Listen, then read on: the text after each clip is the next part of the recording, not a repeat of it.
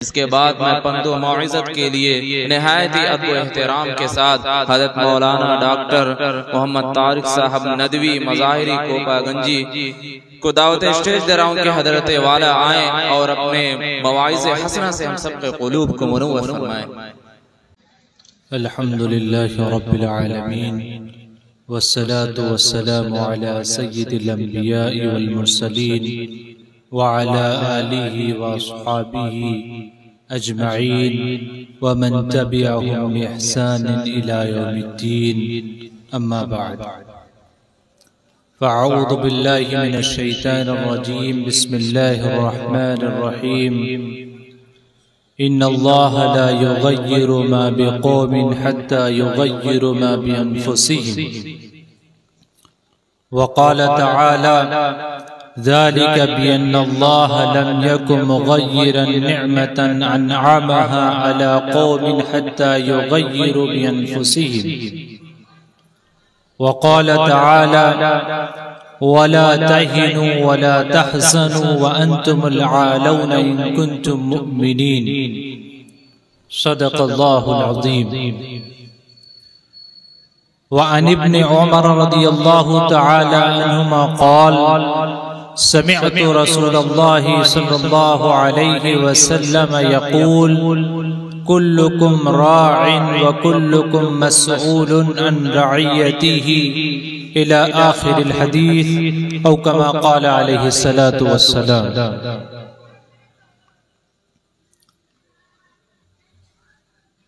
सदर जलसा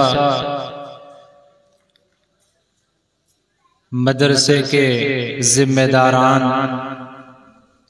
इस बस्ती और इस करिए के ज़ुआमा और मुअज़्ज़िज़ीन,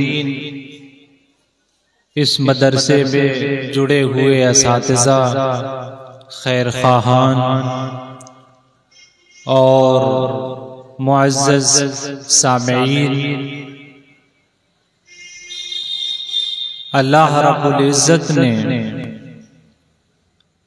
दुनिया में जो मखलूक़ात लाखों बल्कि करोड़ों की तादाद में पैदा की हैं, सबके अंदर अपनी एक खुसूसियत मौजूद है, एक इम्तियाज मौजूद है, जो एक चीज को, एक मखलूक को दूसरे से मुमताज करती है, अलहदा करती है और उसे एक मुमताज शनाख्त अता करती है।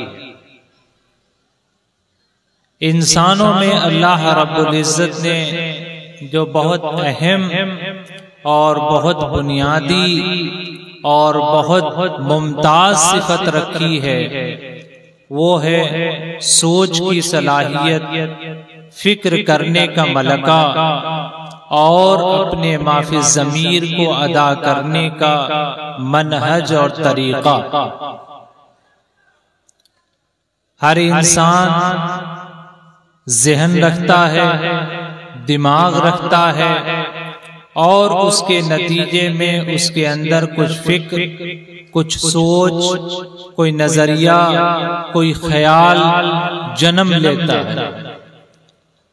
कोई मौका हो, कोई हालात पेश आ जाएं, कोई वाक़या और हादसा हो जाए तो हर इंसान उसे अपने अपने अंदाज से, अपनी पर्दाख्त के एतबार से सोचता और समझता है और उसके बारे में अपनी राय कायम करता है।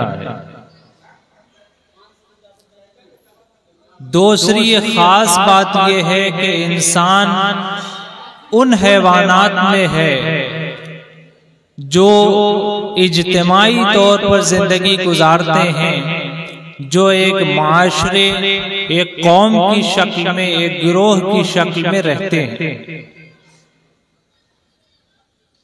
तो गिरोह में, माशरे में, इज्तिमाई हालत में रहने की वजह से हर गिरोह, हर माशरे और कौम का एक कलेक्टिव, एक इज्तिमाई फिक्र पैदा हो जाती है।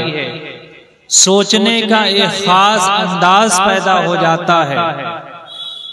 इसीलिए हम देखते हैं कि अलग अलग इलाकों के लोगों को अलग अलग अंदाज से बयान किया जाता है कि फलां जगह के लोग इस अंदाज से सोचते हैं, फलां जगह के लोगों में ये खास सिफत और इम्तियाज पैदा है। मिसाल के तौर पर अरबों के बारे में ये कहा जाता है कि वो बड़े मेहमान नवाज होते हैं। पठानों के बारे में इसी तरह कहा जाता है कि वो बड़े जरी और बहादुर और हिम्मतवर होते हैं। तो गोया कि वो उनकी एक इज्तिमाई फिक्र है, इज्तिमाई रवैया है, कलेक्टिव बिहेवियर जिसको कहते हैं, इज्तिमाई रवैया। इसी तरह हर माशरे और कौम में जो उसके रवैये होते हैं, जो उसकी फिक्र होती है, जो उसके सोचने का मनहज और तरीका होता है, उसमें कुछ तरीके अच्छे और मुमताज होते हैं और कुछ तरीके ऐसे होते हैं जो उस कौम के लिए बाइसे नंग बन जाते हैं, बाइसे आर बनते हैं और उससे उस कौम की तारीफ के बजाय, उसकी तौसीफ के बजाय उसकी कमी बन जाती है। हमारे माशरे में भी कुछ फिक्र और कुछ सोच ऐसी है जो हमें दूसरों से मुमताज करती है। मसलन हमें एक दूसरे के दुख दर्द में शरीक होने का, एक दूसरे के हालात से वाकिफ होने का जो जज्बा है वो कम जगह मिलता है। लेकिन इसी के साथ हमारे यहाँ एक कमी ये है कि हम अपने आप की जिम्मेदारी से भागते हैं। कोई मौका हो, कोई सूरत हाल हो, तो बजाय इसके कि हम अपने आप को जिम्मेदार ठहराएं, किसी चीज की जिम्मेदारी हम लें, हम उससे भागते हैं और दूसरे को जिम्मेदार ठहराते हैं। घर से लेकर इज्तिमाई सूरत हाल हमारी ऐसी ही है। बाप बेटे से शिकायत करता है कि वो मेरी बात नहीं सुनता, बेटे को ये शिकायत है कि वालिद मेरी बात नहीं समझने के लिए तैयार नहीं है। उस्ताद ये कहता है कि बच्चे मेहनत नहीं करते, दरसगाह में हाजिर नहीं होते। तलबा को ये शिकायत है कि असातिज़ा सही वक्त पे हाजिर नहीं होते, तालीम पे तवज्जो नहीं देते। हमारे लीडरान को ये शिकायत है कि अवाम उनको सही से उनकी बात नहीं मानती, उनके पीछे चलने के लिए तैयार नहीं है। उलमा को ये शिकायत है कि अवाम उनकी बात नहीं सुनते हैं। अवाम को ये शिकायत है कि उलमा जिस तर्ज और जिस तरीके से बात करनी चाहिए नहीं करते। ये तो चंद मिसालें हैं, ये तसलसल के साथ बयान करते चले जाइए तो यही हमारा एक खास मिजाज और मनहज बनता चला जा रहा है कि बजाय इसके कि हर फर्द अपने ऊपर जिम्मेदारी ले, हर फर्द अपने आप का एहतसाब करे, अपना जायजा ले, हम अपने आप को तो गैर जिम्मेदार ठहराते हैं, दूसरे के पर जिम्मेदारी डाल देते हैं और हर शख्स ये समझता है कि हर किसी के अंदर कमी है सिवाय मेरे। लेकिन अल्लाह रब्बुल इज्जत के यहाँ जिम्मेदारी दूसरों पर डालने से किसी का दामन छूटने वाला नहीं है। वला तज़िरु वाज़िरतुन विज़्र उख़रा, अल्लाह रब्बुल इज्जत ने साफ फरमा दिया है कि कोई नफ्स दूसरे का बोझ, कोई बोझ उठाने वाला दूसरे का बोझ नहीं उठाएगा। हर शख्स के बारे में उसके अमाल का सवाल होगा। हदीस में आता है कि कि हर शख्स जब अल्लाह रब्बुल इज्जत के सामने मैदान महशर में हाजिर होगा तो उसे 5 चीजों का कम से कम जवाब देना होगा और उसके बगैर उसके कदम हिल नहीं पाएंगे। तो यहाँ हर शख्स से उसी के बारे में सवाल होगा, उससे दूसरे के बारे में सवाल बाद में किया जाएगा, और वो भी उनके बारे में जो उसके मातहत हैं। और वो मातहत हैं तो सवाल इसलिए किया जाएगा कि इसने अपनी जिम्मेदारी अदा नहीं की है, अपने मातहतों को राह रास्त पर लाने की जो जिम्मेदारी अल्लाह ने इसको दी थी उसको अदा नहीं किया, इसलिए इससे सवाल होगा। गोया कि अगर ये देखा जाए तो बिलवास्ता तौर पर ये भी उसी से सवाल है, उसके नफ्स के बारे में सवाल। जैसा कि नबी करीम अलैहिस्सलातु वस्सलाम ने फरमाया, कुल्लुकुम राइन व कुल्लुकुम मसऊलुन अन रइयतिही, कि तुम में का हर शख्स निगरां है, निगहबान है, जिम्मेदार है। किसका? अपनी रइयत का, जो उसके मातहत हैं। और अपने मातहतों के बारे में उससे सवाल किया जाएगा कि मातहतों की खैर के लिए, भलाई के लिए, निजात के लिए और उनकी हक की अदायगी के लिए जो कोशिश तुमको करनी थी वो तुमने की या नहीं की। मगर हमारा माशरा इसके बिल्कुल बरखिलाफ चलता जा रहा है।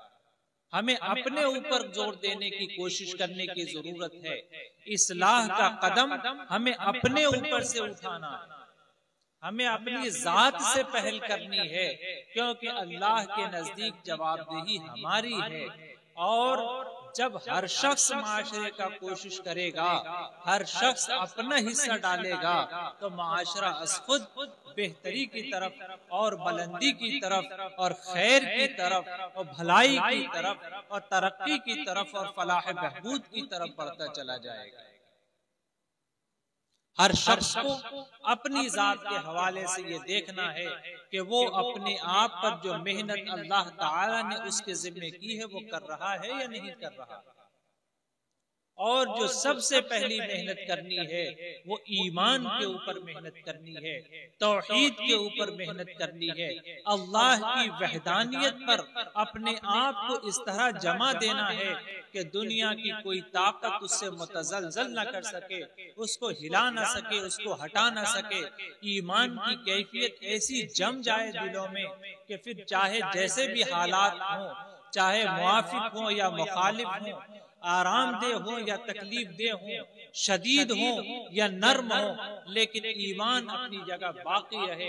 अल्लाह की वहदानियत को हर वक्त अपने ज़हन और दिमाग में हाजिर रखा जाए। अहले इल्म जानते हैं कि बुखारी शरीफ की मशहूर रिवायत है, जिसे हदीस हिरक़्ल से मशहूर है, कि जिसमें हिरक़्ल ने मक्का मुकर्रमा के कुछ ज़ुआमा और सरदारों को जमा किया था जब उसे नबी करीम अलैहिस्सलातु व तस्लीम की रिसालत और नबूवत की खबर मिली थी, तस्दीक की जाए। जो उसमें सवालात किए थे उसमें से एक सवाल ये भी था कि जब कोई इस्लाम कबूल कर लेता है, ईमान ला लेता है, तो क्या फिर ईमान छोड़ करके निकल भी जाता है? तो हजरत अबू सुफियान रज़ियल्लाहु ताला अन्हु ने फरमाया था कि नहीं, जब कोई ईमान कबूल कर लेता है तो फिर उसके अंदर से ईमान नहीं निकलता। तो उसके ऊपर से हिरक़्ल ने फरमाया, कज़ालिका ईमान की यही कैफियत होती है कि ईमान की जब बशाशत दिलों में दाखिल हो जाती है तो फिर चाहे जैसी भी सूरत हाल हो, ईमान डगमग नहीं होता, उसके कदम लरसते नहीं। नबी पाक अलैहिस्सलातु व तस्लीम ने फरमाया कि ईमान मोमिन के दिल में ऐसा होना चाहिए, उसकी मोहब्बत ऐसी होनी चाहिए कि उसे ये बात तो पसंद हो कि उसे कत्ल कर दिया जाए, उसे आग में जला दिया जाए, लेकिन वो इस बात के लिए कतई राजी न हो कि उसको ईमान से हटा दिया जाए।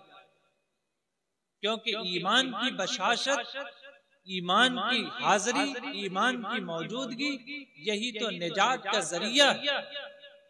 यही निजात का पहला जीना और पहली सीढ़ी है। एक तो यह है कि आदमी ईमान पर बाकी रहे, किसी सूरत में ईमान से खारिज ना हो, ईमान दिल से निकलने का ख्याल ना पैदा हो, चाहे हालात जैसे। और दूसरी बात यह है कि ईमान में पूरे का पूरा दाखिल हो जाए, कोशिश ये की जाए कि पूरे के पूरे ईमान पर अमल किया जाए। ऐसा ना हो क्या फतुमिनून बिबादिल किताब व तकफुरून बिबाद, कि बाज किताब पर तो ईमान लाते हो और बाज का इनकार करते हो। कोशिश इसी बात की हो कि हमारी जिंदगी में ईमान मुकम्मल तौर पर दाखिल हो जाए, जो रसूलुल्लाह सल्लल्लाहु अलैहि वसल्लम का रास्ता है, जो अल्लाह के अहकामात हैं, उन पर मुकम्मल तौर पर हम कारबंद हो जाए। और जब हम ईमान पर कारबंद होंगे, अल्लाह के रास्ते पे चलेंगे, तो फिर अल्लाह की मदद भी आएगी। अल्लाह तबारक व तआला ने फरमाया है तो वला तहिनु वला तहज़नु व अंतुमुल अअलौना इन कुंतुम मुमिनीन, कि तुम ज़ौफ़ में न पड़ो, कमजोरी में न पड़ो और गम न करो। कमजोरी और ज़ौफ़, वला तहिनु, इसी से मुताल्लिक एक रिवायत भी है जिसमें वहन का लफ्ज आया। अल्लाह के नबी सल्लल्लाहु अलैहि वसल्लम ने फरमाया कि एक वक्त ऐसा आएगा कि तुम लोग समंदर में पानी पर खशो खाशाक की तरह बेवजन हो जाओगे। मफ़हूम मेरे बेवजन हो जाओगे, कोई वक़ात और कोई वक़ार बाकी नहीं रहेगा। तो सहाबा किराम रज़ी अल्लाह ताला अन्हुम अजमईन ने पूछा कि अल्लाह के रसूल, क्या उस वक्त हमारी तादाद कम होगी, यानी हम इतनी कलील तादाद में होंगे कि हमारा कोई वजन नहीं होगा? सहाबा के सवाल पर भी गौर करने की जरूरत है। वो ये जानते थे और उनके दिलों में ये चीज बसी हुई थी कि मोमिन होगा तो मुकम्मल होगा और अल्लाह की मदद और नुसरत उसके साथ होगी। इसलिए उन्होंने पूछा कि क्या बहुत कम तादाद में होंगे? अल्लाह के रसूल सल्लल्लाहु अलैहि वसल्लम ने फरमाया, नहीं, बल्कि तुम्हारी तादाद तो बहुत होगी, लेकिन तुम्हारे दिलों में वहन पैदा हो जाएगा। साहबा ने पूछा कि अल्लाह के रसूल ये वहन क्या? आपने फरमाया, हुब्बुद दुनिया व कराहियतुल मौत। ये वहन ऐसी चीज है कि जब ये इंसान के दिल में पैदा हो जाती है तो उसके अंदर दुनिया की मोहब्बत गालिब आ जाती है।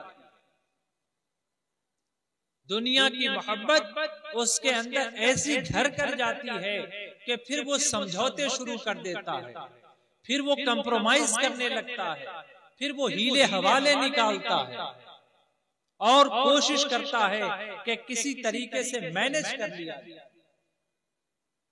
जबकि इस्लाम में मैनेज करना नहीं, इस्लाम 2 और 2 4 की तरह बिल्कुल वाज़ेह और बय्यिन है। और दूसरी चीज उसके अंदर यह है कि उसके मौत का खौफ उसके अंदर ऐसा आ जाता है कि बुज़दिली उसके अंदर पैदा हो जाती है। और बुज़दिली वो खराबी है कि जिससे मोमिन का कभी एका नहीं हो सकता, कभी यकजाई नहीं हो सकती। मोमिन हो और बुज़दिल हो, ये नहीं होगा। ईमान अल्लाह ताला, ईमान की बदौलत अल्लाह ताला ईमान के एवज में मोमिन के अंदर बुज़दिली की जगह हिम्मत, हौसला, ताकत और शुजाअत पैदा करता है।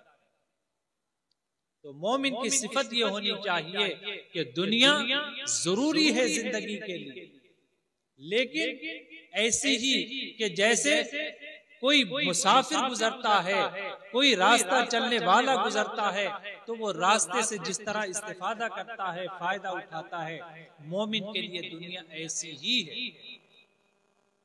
उसकी मिसाल शायद इमाम गजाली रहमतुल्लाह अलैह ने यूं दी है कि दुनिया की मिसाल ऐसी ही है जैसे कश्ती पानी में चलती है, तो कश्ती के चलने के लिए पानी जरूरी है, मगर पानी उसी वक्त तक मुफीद और फायदेमंद है जब कश्ती के नीचे हो। अगर कश्ती के अंदर आ जाए पानी तो वो उसके लिए मुज़िर और नुकसानदेह हो जाता है। तो दुनिया हमारे लिए ऐसी ही होनी चाहिए कि हमें दुनिया जितनी जरूरत हो उतना इस्तेमाल करें, दुनिया का गलबा न हो, दुनिया की मोहब्बत ऐसी न हो कि हम दीन फरोख्त करने के लिए तैयार हो जाएं, हम ईमान फरोख्त करने के लिए तैयार हो जाएं, और हमारे अंदर मौत का खौफ इस कदर न आ जाए कि हम थोड़े से हालात से बिल्कुल बुज़दिल और नाकारा और डरपोक हो जाएं।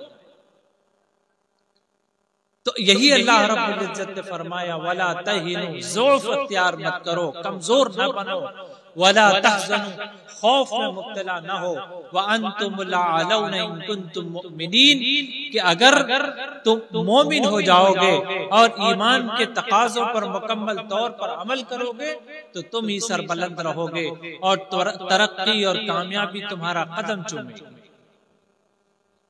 तो अपनी जात के सिलसिले में पहला कदम तो यह है कि आदमी ईमान के ऊपर कायम रहे और ईमान की मजबूती उसके अंदर हो, ईमान की सलाबत उसके अंदर हो, तौहीद का नशा उसके अंदर हो, जो किसी नशे से न उतरता।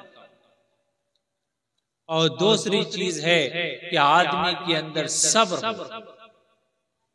इन्नल्लाह मअस्साबिरीन इस्बिरू वसाबिरू वराबितू, और मुख्तलिफ जगहों पर अल्लाह रब्बुल इज्जत ने कुरान करीम में बेशुमार मकामात पर सब्र के साथ इनामात का जिक्र किया है और सब्र के साथ कामयाबी का भी जिक्र किया।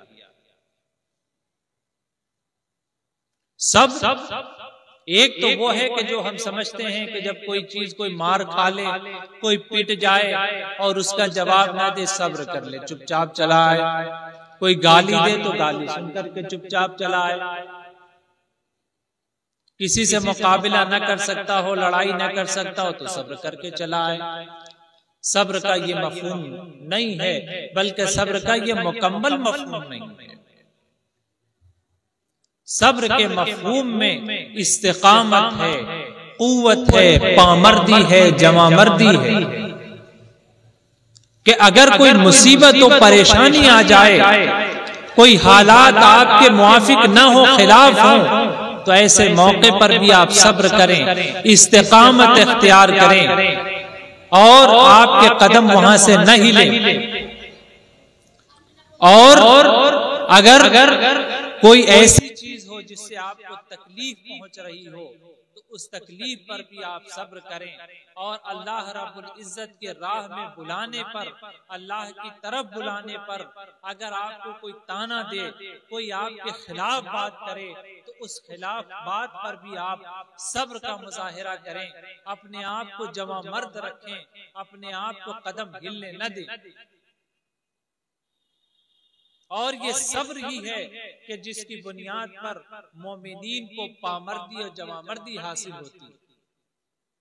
कुरान करीम में है कि ऐ नबी वहर्रिदिल या अय्युहन नबी वहर्रिदिल मुमिनीन अलल क़िताल इयकुम मिनकुम 20 साबिरून यग़लिबू मिअतैन, कि ऐ ईमान ऐ नबी मुसलमानों को, मोमिनीन को जिहाद पर उभारिए और उनको बता दीजिए कि अगर उनमें सब्र करने वाले, इस्तिकामत इख्तियार करने वाले, अपने आप को अल्लाह के न साबित कदम रखने वाले सिर्फ 20 होंगे तो वो 200 के मुकाबले में गालिब आ जाएंगे। और इसी के साथ आगे फरमाया गया, और अगर 100 हो वयकुम मिनकुम मिअत, और अगर 100 हो तो वो 1000 पर गालिब आ जाएंगे। क्यों? बिअन्नहुम अलल्लज़ीना कफरू बिअन्नहुम कौमुन ला यफ़क़हून, काफिरों पर गालिब आ जाएंगे। क्यों गालिब आ जाएंगे? क्योंकि वो एक ऐसी कौम है जो समझ नहीं रखती, जो अपना खास नजरिया और नस्बुल आइन नहीं रखते। इसमें यह बात दाखिल है कि मुसलमान जो होता है उसका नस्बुल आइन मुतय्यन होता है, उसका टारगेट मुतय्यन होता है और उसका मकसद बिल्कुल तय है। और उसका मकसद ये है कि अल्लाह रब्बुल इज्जत की रजामंदी और अल्लाह के रब्बुल इज्जत के दरबार में सुरखरुई, ईमान की बुलंदी और बरतरी और अपनी जानों का नजराना पेश करना अल्लाह की रजामंदी के लिए, और अपने माल को पेश करना अल्लाह की रजामंदी के लिए, और अपने वसाइल को पेश करना अल्लाह की रजामंदी के लिए, दोस्ती करना तो अल्लाह रब की रजामंदी के लिए, किसी से दुश्मनी हो तो अल्लाह की रजामंदी के लिए और अल्लाह के हुक्म के मुताबिक। और अगर जिसके अंदर ये मंसूबे नहीं है, ये टारगेट नहीं है, उसका खास एक मनहज तय नहीं है, तो वह ऐसी कौम है बिअन्नहुम कौमुन ला यफ़क़हून, वह ऐसी कौम है जो समझते नहीं है, जो फहम नहीं रखते, जो एक खास नजरिया और नुक्ता नजर नहीं रखते। तो इसमें यह बात भी शामिल है कि हमारा मुसलमानों का एक नस्बुल ऐन तय होना चाहिए, एक नजरिया तय होना चाहिए, और चीजों को देखने का और परखने का एक खास मनहज होना चाहिए। और किसी बाबत फैसला करने के लिए मुख्तलिफ नुक्ते नजर पर नजर होनी चाहिए, उनका इहाता करना चाहिए। तो ईमान को मजबूत करना है और सब्र करना है। सब्र पर सब्र क्या करना है? इस्तिकामत अख्तियार करना है। अगर जुल्म हो तो उसके खिलाफ इस्तिकामत रहना है, मुस्तकीम रहना है, खड़े रहना है। और अगर हालात नामुआफिक हों तो भी खड़े रहना है, दीन की दावत देने के लिए खड़े रहना है। और तीसरी चीज है कि अपने अंदर तकवा पैदा करना है। तकवा किस चीज का नाम है? तकवा नाम है अल्लाह रब्बुल इज्जत के हाजिर और नाजिर होने का ख्याल हर वक्त दिल में हो, यही तकवा। अल्लाह के रसूल सल्लल्लाहु अलैहि वसल्लम ने फरमाया सहाबा किराम से, तकवा हाहुना, दिल की तरफ इशारा करके फरमाया कि तकवा यहाँ है। गोया एक तरह से तकवा नीयत है। जैसे आदमी की नीयत छुपी हुई होती है, ऐसे ही तकवा छुपा हुआ होता है। तकवा वो कैफियत है जो इंसान के अंदर पैदा होती है, तो हर वक्त उसे ये ख्याल लगा रहता है कि मुझे अल्लाह के दरबार में हाजिर होना है, इस बात की जवाबदेही अल्लाह के सामने करनी है। उसकी एक अदना सी मिसाल ये है कि हम लोग रोजा रखते हैं रमजान के महीने में, तकरीबन 13-14 घंटे खाने और पीने से अपने आप को बचाते हैं, महफूज रखते हैं। अगर इस पूरे दौरानिये में हम लोगों के सामने नहीं रहते, कभी तन्हाई में रहते हैं, कभी ऐसी जगहों में रहते हैं जहां कोई देखने वाला नहीं है, लेकिन फिर भी हम अपनी हलक से पानी का एक कतरा भी नहीं उतारते। और अगर शुबहा हो जाए कि पानी का एक कतरा उतर गया है, तो हम कोशिश करते हैं कि उसको बाहर कर दें। वो कौन सी फोर्स है, वो कौन सी ताकत है जो हमसे ऐसा करवाती है? वो क्या ख्याल है जो हमारे दिलों में उजागर होता है, तो हम ये कहते हैं कि नहीं, हम सब कुछ बर्दाश्त कर सकते हैं, मगर अल्लाह से धोखा नहीं कर सकते, हम अपने गले से पानी नहीं उतार सकते। ये वही कैफियत है जो तकवा से पैदा होती है कि हर वक्त अल्लाह के सामने हाजिर होने का ख्याल रहे। ये ख्याल हो कि हम चाहे तन्हाई में हो, चाहे जलवत में हो या खलवत में हो, लोगों के सामने हो या लोगों से छुपे हुए हो, हर हाल में हमें अल्लाह देख रहा है और अल्लाह के फरिश्ते हमारे नाम आमाल को लिख रहे हैं। लहू मुअक्किबातुन मिन बैनि यदैहि व मिन खल्फिही, के मुअक्किबात हैं, निगरानी करने वाले हैं, उसके सामने से भी उसके पीछे से भी। बाज़ आता है वान शिमालिही वान यमीनिही, दाएं से भी और बाएं से भी, व किरामन कातिबीन, किरामन कातिबीन है, दोनों कंधों पे लिखने वाले फरिश्ते मौजूद हैं, और हमारे साथ शैतान और फरिश्ते लगे हुए हैं जो हमको गुनाह पर और नेकी पर उभारते हैं। फरिश्ते नेकी पर उभारते हैं, और जिन शैतान की तरफ मायल करता है, फरिश्ते हमारा मुहासबा कर रहे हैं, लिख रहे हैं। ये ख्याल हर वक्त हो। जैसे कोई सीसीटीवी कैमरा लगा हुआ हो कहीं, तो आदमी टेढ़ा चलता हुआ आदमी भी संभल के चलने लगता कि कैमरे की नजर में। कोई काम करते हुए आदमी पहले सोचता है कि यह मुनासिब है कि या नहीं, कैमरे में ये बात आ जाएगी तो ठीक लगेगी या नहीं लगेगी। तो ये जो कैमरे का एहसास है वही एहसास है ला युगादिरु सगीरतन वला कबीरतन इल्ला अहसाहा, कि ये किताब ऐसी है कि कोई छोटी से छोटी चीज हो या बड़ी से बड़ी चीज हो उसको छोड़ती नहीं है, सबका मुहासबा, सबको लिखा जा रहा है। तो तकवा अपने अंदर पैदा करना है, तफक्कुह पैदा करना है, यानी एक नजरिया और एक नसबुल ऐन अपने सामने होना चाहिए, ईमान की मजबूती होनी चाहिए, और इसी के साथ साथ अल्लाह रब्बुल इज्जत पर मुकम्मल तवक्कुल और भरोसा और यकीन होना चाहिए कि हम अल्लाह रब्बुल इज्जत की किबरियाई के सदके में काम कर रहे हैं। कि दुनिया में जाहिर है कि चाहे जितनी ताकत हो, चाहे जितनी बड़ी भी कुव्वत हो, वो सब दस्ते निगर है अल्लाह रब्बुल इज्जत के। अल्लाह के एक इशारे के ऊपर सारी ताकतें मिलियामेट होने वाली। आज दुनिया में देखिए कि जलजला आता है, बड़ी से बड़ी कुव्वतें हैं, वो ये तो नाप सकती हैं कि जलजले का रेक्टर पैमाइश क्या है, कितनी पैमाइश का ये जलजला आया है, ये भी माप सकते हैं, अंदाजा लगा सकते हैं कि इम्कान है कि जलजला आएगा। मगर जलजला रोकने की किसी के अंदर ताकत है? तूफानों का पता बहुत पहले से चलता है कि तूफान आने वाला है, मगर कोई तूफान को रोक ले ऐसी कोई ताकत नहीं है। बारिश तो बता दिया जाता है कि बारिश होने वाली है, तो क्या कोई बारिश को रोक देता? ये चंद मिसालें हैं, वैसे दुनिया में बेशुमार मिसालें फैली हुई हैं कि अल्लाह रब्बुल इज्जत की असल ताकत और कुव्वत है। तो हमें ये हौसला होना चाहिए कि हम अल्लाह के भरोसे पे काम कर रहे हैं, हमारा तवक्कुल और अल्लाह पर भरोसा मजबूत होना चाहिए। लेकिन उसके लिए जरूरी ये है कि तवक्कुल करने से पहले हम तवक्कुल के जो वसाइल हैं जो अल्लाह रब्बुल इज्जत ने फरमाए हैं उसको इख्तियार करें। जनाब नबी करीम अलैहिस्सलातु वस्सलाम ने फरमाया कि तवक्कुल ये है कि तुम ऊंट को बांध दो, उसके बाद अल्लाह पर भरोसा रखो। ये न हो कि तुम ऊंट को खुला छोड़ दो और सिर्फ अल्लाह के भरोसे बैठे रहो कि ये ऊंट कहीं नहीं जाएगा, तो ये तरीका नहीं है।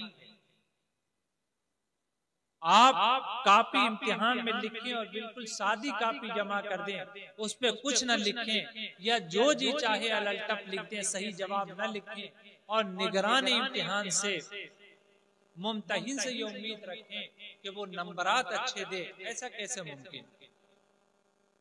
उसका एक प्रोसीजर है, एक तरीका है जो अल्लाह रब्बुल इज्जत ने मुतय्यन किया है। और अल्लाह रब्बुल इज्जत ने फरमाया वलन तजिद लिसुन्नतिल्लाहि तब्दीला, अल्लाह की सुन्नत बदलने वाली नहीं है। तो अल्लाह रब्बुल इज्जत ने जो तैयारी का हुक्म दिया है, जो अपने आप को मजने का, जो अपने आप को तैयार करने का जो हुक्म दिया है, अगर हम उसके मुताबिक तैयार न करें तो फिर तवक्कुल बेकार। और तवक्कुल ऐसा करें कि फिर उसके बाद कोसना ना हो, फिर उसके बाद किसी को मोरद इल्जाम न ठहराया जाए। क्यों? क्योंकि नतीजा मुरतब करना ये अल्लाह का काम है, और हमारा सवाल हल करना, तैयारी करना, अल्लाह के सामने अपनी कुव्वत का जो अल्लाह ने फरमाया है उसका इजहार करना, ये हमारी जिम्मेदारी है। लेकिन नतीजा मुरतब करना ये अल्लाह रब्बुल इज्जत के इख्तियार में। अल्लाह रब्बुल इज्जत इज्जत अता करने वाले हैं, अल्लाह रब्बुल इज्जत जिल्लत अता करने वाले हैं, अल्लाह रब्बुल इज्जत मालदारी अता करने वाले हैं, गुर्बत अता करने वाले हैं, इल्म अता करने वाले हैं, जिहालत अता करने वाले हैं। इसका फैसला अल्लाह रब्बुल इज्जत ने करना है, मगर उसके लिए अल्लाह ने तकी तरीका बताया है और फरमाया है कि इन्नल्लाह ला युगय्यिरु मा बिक़ौमिन हत्ता युगय्यिरु मा बिअनफुसिहिम, कि अल्लाह रब्बुल इज्जत किसी कौम के साथ अगर अजाब देना चाहें तो उसको कोई रोकने वाला नहीं है, और अल्लाह रब्बुल इज्जत अगर खैर का मामला करना चाहे तो जब तक वो कौम अपने आप को इस बात के इस्तेहकाक से हटा न ले, जब तक वो ये न साबित कर दे कि वो इस लायक नहीं है, तब तक अल्लाह रब्बुल इज्जत उससे खैर को दूर नहीं करते हैं। इसी तरह जिस तरह दूसरी जगह अल्लाह रब्बुल इज्जत ने फरमाया ज़ालिका बिअन्नल्लाह लम यकुन मुग़य्यिरन निअमतन अनअमहा अला कौम, अल्लाह रब्बुल इज्जत किसी कौम पे जो इनाम कर दिए हैं, जो नेमतें अता की हैं, उसको बदलने वाले नहीं हैं। हत्ता युग़य्यिरु मा बिअनफुसिहिम, यहाँ तक कि वो अपने आप को बदल दें और अपने आप को ऐसा बना दें कि फिर वो अल्लाह की रहमत की मुस्तहिक न रह जाएं, अल्लाह के इनामात की मुस्तहिक न रह जाएं, अपना इस्तेहकाक व इस्तेदाद खत्म कर लें, अपनी सलाहियतें बर्बाद कर लें, तो फिर अल्लाह रब्बुल इज्जत ऐसी कौम पर इनाम नहीं करता। हम सबको इस बात की कोशिश करनी है कि हम अपनी जात के अंदर वो सलाहियतें, वो सिफात पैदा करें जो अल्लाह रब्बुल इज्जत ने पैदा करने के लिए हमें फरमाया है, जिसको एक रिवायत में नबी करीम अलैहिस्सलातु व तस्लीम के हवाले से हज़रत आयशा सिद्दीक़ा रज़ियल्लाहु तआला अन्हा फरमाती हैं कि काना खुलुक़ुहु अल कुरान, कि नबी करीम अलैहिस्सलातु व तस्लीम का अखलाक वो बिल्कुल वैसे ही था जो कुरान फरमाता है, जिसका कुरान हुक्म देता। तो हमारे आदात, हमारे अखलाक, हमारे अतवार, हमारा चाल चलन, हमारी नशिस्त व बर्खास्त और हमारा सब कुछ, हमारी पूरी जिंदगी और हमारी जिंदगी का एक एक कदम वैसे ही होना चाहिए जैसा अल्लाह रब्बुल इज्जत ने कुरान करीम में फरमाया और जनाब मोहम्मद रसूलुल्लाह सल्लल्लाहु अलैहि वसल्लम ने अहादीस में फरमाया है कि मुसलमानों के अंदर क्या सिफत होनी चाहिए। चंद सिफात का मैंने जिक्र यहाँ किया है कि हमें ईमान पर साबित कदम रहना है, अपने अंदर बुज़दिली नहीं पैदा करनी है। हालात मुआफिक और मुखालिफ होते रहते हैं। अल्लाह रब्बुल इज्जत खुद फरमाते हैं वतिलकल अय्यामु नुदाविलुहा बैनन नास, कि ये तो औकात हैं, ये जो जमाने हैं, हम लोगों के दरमियान इसको उलट पुलट करते रहते हैं, अदलते बदलते रहते हैं। कभी कोई कौम तरक्की करती है, कब फिर वो कौम पस्ती में चली जाती है, उसके मुकाबले में दूसरी कौम आ जाती है, उसको उरूज मिल जाता है, उसको तरक्की मिल जाती है, वो तरक्की के बाद में उरूज पे पहुंच जाती है, वो तनतना और गलबा उसका कायम हो जाता है, वो इक़्तिदार में आ जाता है। लेकिन ये इक़्तिदार मुस्तकिल नहीं रहता और फिर अल्लाह रब्बुल इज्जत उसको बदल देते हैं, उसकी जगह दूसरी कौम ले आते हैं और फिर उनको गालिब कर देते हैं और दूसरी कौम को मदियामेत कर देते हैं। तो किसी से खौफ खाने, किसी के सामने बुज़दिल बन जाने की जरूरत नहीं है। अपने ईमान पर कायम रखना है, सब्र से काम लेना है, हौसले से काम लेना है और समझदारी के साथ, फ़िक़्ह के साथ, तफक्कुह के साथ अपना मनहज और रास्ता तय करना है। जज्बात से परे हटकर, सिर्फ जज्बात की राह में नहीं, इश्तियाल के साथ नहीं, इस तरह नहीं कि कोई भड़का दे और आप भड़क जाएं और उसके पीछे चल जाएं, चलने लगें और फिर उसके जरिए आप ही को और हमें नुकसान हो। जज्बात के जरिए नहीं, इश्तियाल के जरिए नहीं। नबी करीम अलैहिस्सलातु व तस्लीम की जिंदगी में हमें ये रहनुमाई मिलती है कि बहुत से मौके ऐसे आते हैं जहाँ दिल दुखता है, जहाँ तकलीफ होती है, जहाँ कुढ़न होती है, एहसास होता है कि जवाबी कार्रवाई कर देनी चाहिए, मगर अल्लाह के रसूल सल्लल्लाहु अलैहि वसल्लम के इक़दामात ऐसे हैं कि आपने बिल्कुल ठंडे दिमाग से, बिल्कुल हौसला मंदी के साथ, दूर अंदेशी के साथ फैसले फरमाए, जब्त किया, सब्र से काम लिया, इस्तिकामत की और तफक्कुह के साथ और फिक्रमंदी के साथ मनहज तय किया और फिर आमाल के जरिए वो साबित किया कि अपने आप को वो खैर का मुस्तहिक साबित कर दिया, अल्लाह के इनाम का मुस्तहिक साबित किया, अल्लाह के खैर का मुस्तहिक साबित किया और अल्लाह रब्बुल इज्जत पर ऐसा तवक्कुल किया कि अल्लाह रब्बुल इज्जत ने उनको वो सरबुलंदी अता की, वो कामयाबी अता की जिसकी नजीर दुनिया में नहीं मिलती है। हमें अल्लाह पर तवक्कुल करना है, अल्लाह पर भरोसा करना है और अपने अखलाक को बुलंद करना है। हमें सारी दुनिया के सामने हम एक अखलाकी पस्ती का शिकार हुए हैं और कुछ प्रोपेगेंडे का शिकार हुए। हमारे खिलाफ प्रोपेगेंडे भी बहुत हो रहे हैं और प्रोपेगेंडे का मौका भी हम फराहम कर रहे हैं।